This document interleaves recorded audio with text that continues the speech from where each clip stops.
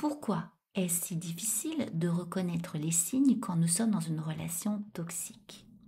Alors, la tendance naturelle à l'empathie, à la bienveillance, à l'amour et au bien commun, c'est vraiment des traits fondamentaux de l'humanité. On ne pourrait pas construire une société, un couple, une famille, etc., si on n'avait pas tendance à fonder notre vie sur ces principes-là.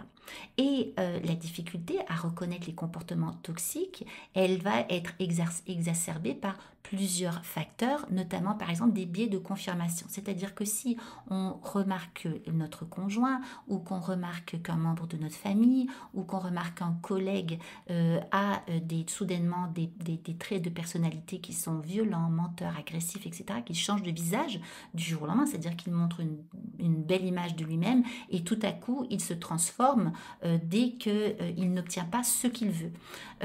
Alors on va avoir tendance à transformer, à ne pas voir, à faire correspondre les faits à notre croyance, notre tendance naturelle, et se dire, ah bien écoute, s'il a été de mauvaise humeur ou qu'il a explosé aujourd'hui, c'est parce que c'est une personne qui est très stressée, qui doit avoir des problèmes, etc.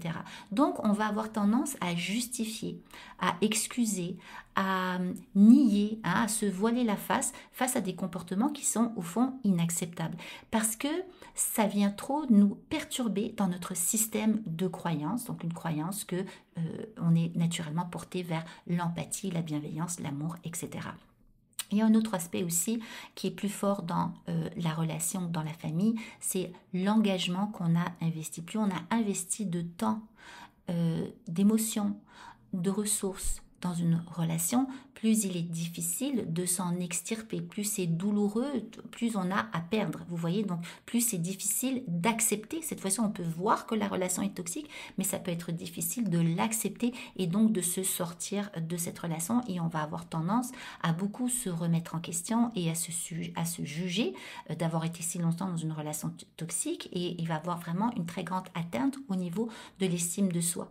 Alors vous comprendrez que des personnalités qui sont dans le spectre à l'opposé, c'est-à-dire qui n'ont pas du tout d'empathie, par exemple les pervers narcissiques ou les personnalités, les troubles de personnalité antisociale, vont systématiquement, elles, se retrouver dans des relations toxiques. Pourquoi? Parce que justement, elles sont incapables d'être dans une relation où il y a du mouvement, où il y a de l'empathie, où on se met à la place de l'autre, où on exprime ses besoins, on exprime ses besoins et on écoute les besoins de l'autre et on prend des ententes. Vous voyez, comme une espèce de mouvement. Quand on est avec un pervers narcissique ou avec une personne qui a un trouble de personnalité antisociale, cette dernière vous perçoit comme un objet et non pas comme un humain.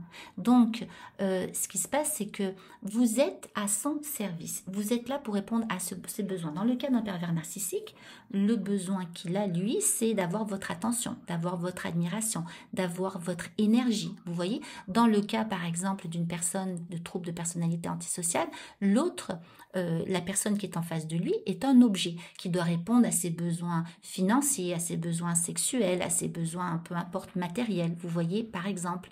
Donc, cette personne-là va avoir tendance à exploiter l'autre, va avoir tendance à l'utiliser, la manipuler, vous voyez. Donc, forcément, elles ne sont que dans des relations toxiques.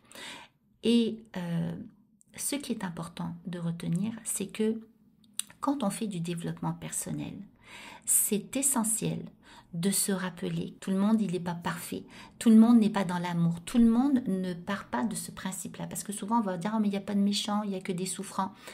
Oui, mais rappelez-vous que votre travail à vous, c'est de prendre soin de vous et réaliser que des personnes autour de vous peuvent être toxiques, peuvent être perverses, peuvent être antisociales, c'est extrêmement souffrant parce que ça vient chercher des valeurs fondamentales d'humanité. On va dire, c'est la grande peur qu'un enfant peut avoir, c'est de penser que dans le monde, il y a des monstres. Eh bien, oui, il y a des monstres. Et donc, il est temps de sortir de notre naïveté, de notre innocence et d'accepter qu'il peut y avoir des personnes en face de moi qui me sont nuisibles parce qu'elles sont incapables d'empathie.